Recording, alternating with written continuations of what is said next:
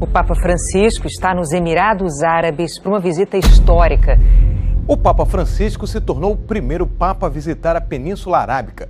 O Papa Francisco reuniu-se hoje com líderes políticos e religiosos dos Emirados Árabes Unidos. Em Abu Dhabi, Francisco e o grande imã de Al-Zahar, Ahmed Al-Tayeb, assinaram um documento sobre a fraternidade humana, uma declaração conjunta pela paz mundial e a convivência comum.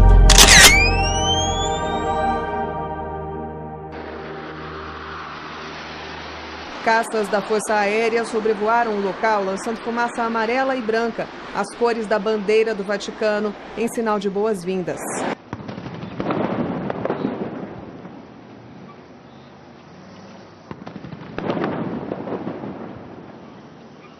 Uma festa digna das Arábias, com esquadrilha da fumaça nas cores da bandeira vaticana.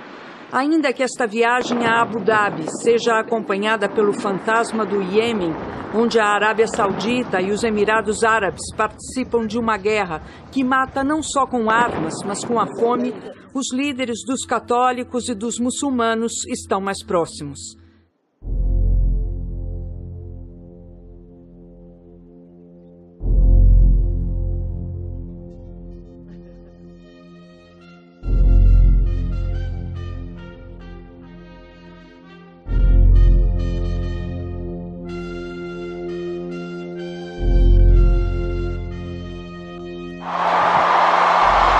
He entered the stadium to tens of thousands chanting his name.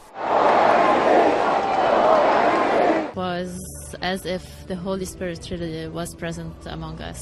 By inviting Pope Francis to the Arabian Peninsula, the UAE is hoping to send a message to the rest of the Arab world that religious tolerance and freedom is the future. It's a call to get on the right side of history. 130 mil pessoas aguardavam o Papa Francisco no estádio Sheikh Zayed, em Abu Dhabi. Na primeira visita de um pontífice a um país árabe, a grande presença de católicos surpreendeu. São cerca de 2 milhões de fiéis em toda a península, terra natal do Islã.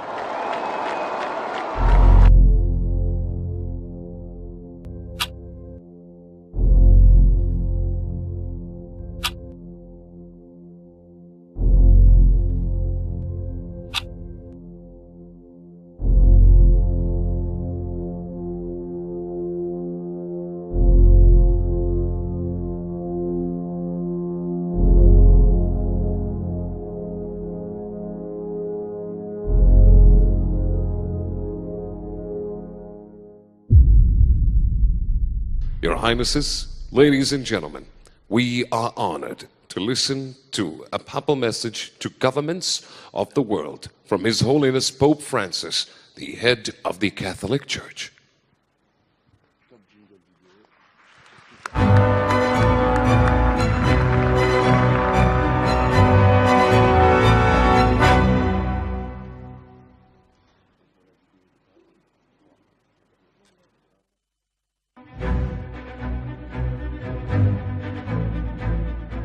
Cari amici, Assalamu alaikum.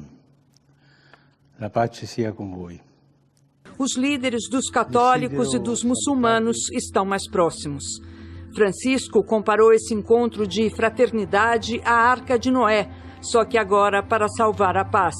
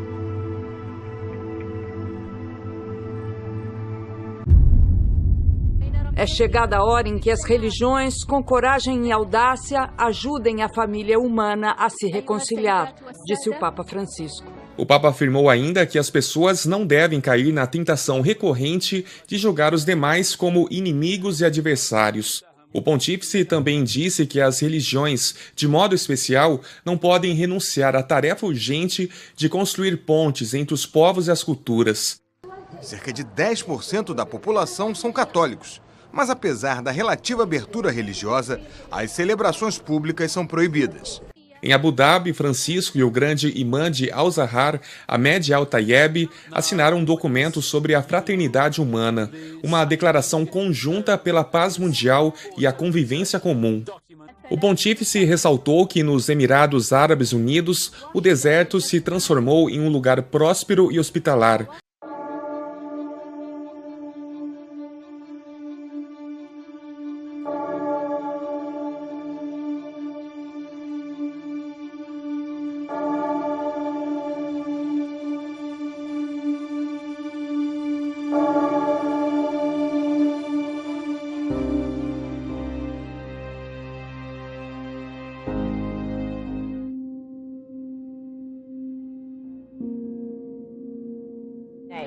Within hours of Pope Benedict announcing that he was to resign, take a look at this. Lightning struck St. Peter's Basilica. You can see it again now in slow motion. Extraordinary. It happened. É uma decisão inédita na história da Igreja Católica. O Papa expulsou um cardeal acusado de abusos sexuais. Remeteu ao Estado laico Theodore McMurrick.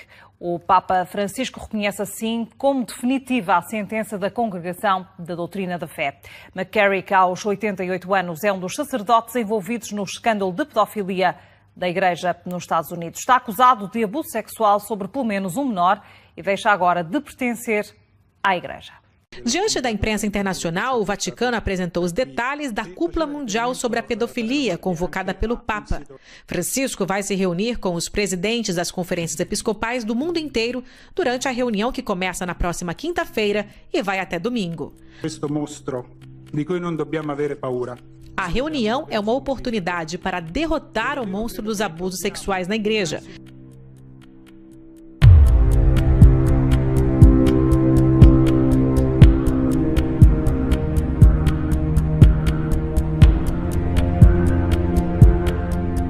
Papa Bento XVI vai deixar o pontificado em 28 de fevereiro. O anúncio foi feito hoje pela Santa Sé.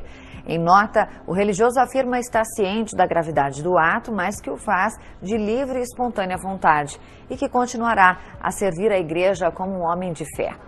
Papa Francisco diz que ódio e violência em nome de Deus são injustificáveis. Durante a visita aos Emirados Árabes Unidos, o pontífice voltou a defender a liberdade religiosa. É duro onde ele estava, porque no Emirados Árabes Unidos não há, ele sabe melhor que nós, não há nenhuma liberdade religiosa. Nenhuma.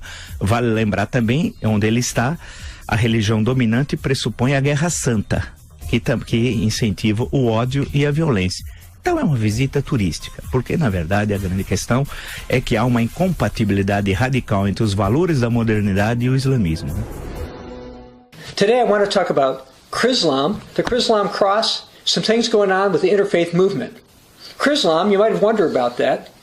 Let me read some things that were reported by LifeSite News.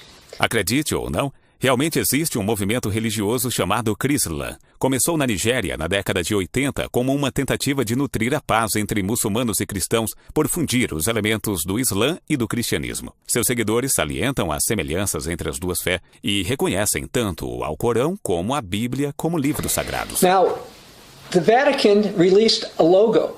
Now, this logo was released in 2019, and I call the logo a Chrislam cross. I'd like to read something about it, so you'll have some more details. O logo oficial da visita do Papa foi escolhido entre 50 inscritos em uma competição. Uma nota descritiva que acompanha o lançamento do logo diz que a cruz e a lua crescente no logo são símbolos do cristianismo e islã, que sublima a relação interreligiosa entre cristãos e muçulmanos. O logo tem cores dos dois países, verde e vermelho para o Marrocos, amarelo e branco para o Vaticano. For the Vatican.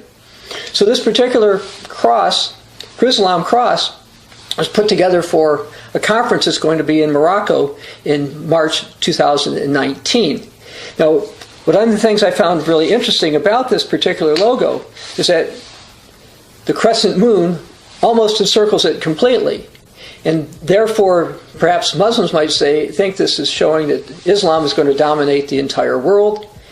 Now, another part which I find interesting is it's got a cross. It's not a normal kind of a cross, but it's supposed to be a cross. And I believe the Vatican is doing this to reduce the sensitivities of Muslims to crosses. On February 4th, 2019, what has been called the most important interfaith document in history was signed by Pope Francis and a leading Sunni imam by the name of Sheikh Ahmed Al-Tayeb. Now, I'd like to talk about what you could call political Islam, or as Life News called it, Chrislamism, which is the attempt to sort of merge some type of Christianity with Islam.